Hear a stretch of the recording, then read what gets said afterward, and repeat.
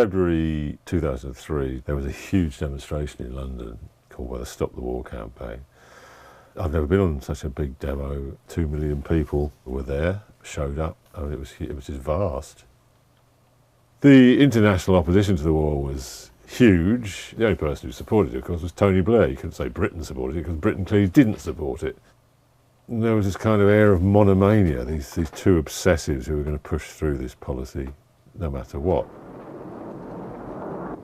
And this was the actual day of the invasion, when Bush himself came on the telly from the Oval Office to speak to the nation. My fellow Americans, I have nothing to offer but blood, toil, shock and awe. And that phrase, shock and awe, sticks in the craw. Basically what he means is terror, is bombing people from a great height.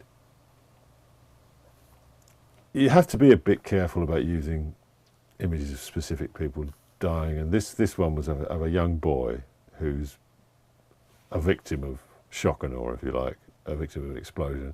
This is a picture that didn't really make it widely into the papers. The top of his head literally blown off. It just made me think, this idiot Blair, letting this rip, letting it happen, not objecting to it, and then proceeding to lie about the consequences of his actions. That's what I find most disgusting about Blair. There he is, standing by his intelligence. Well, that's sort of self-explanatory. His intelligence turned out to be a load of shit.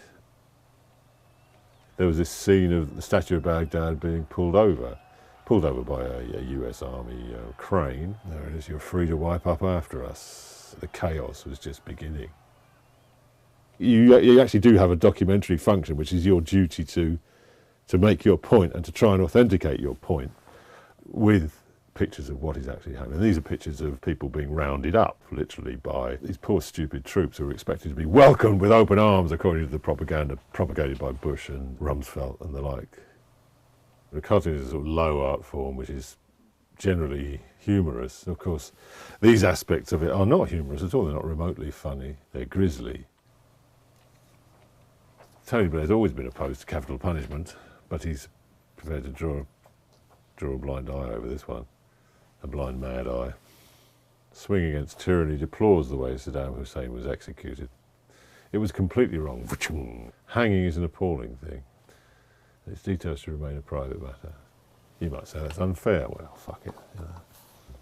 There was lots of talk about prosecuting Blair as a war criminal because of this transparently dishonest act of invading Iraq and lying about the intelligence and all the rest of it. But there's no way it was ever going to happen, at least not in this country anyway, that he'd get arrested and jailed. But it was like wishful thinking, really.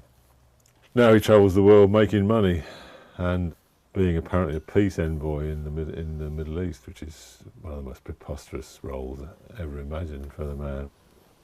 That's Blair now. That's Blair at this moment in time, as it were. Completely unapologetic, completely shameless. Look, I feel perfectly okay about them because they did exist, albeit in my imagination, but I think you're missing the essential point here, which is that I am a weapon of mass destruction, and if I think they exist, then they exist. The official occupation, I think, ended at this point. This whole campaign was launched in a welter of jingoism, if you like, of ferocious patriotism. That's what Bush was all about, and this is shoving it back where it came from, back up his throat.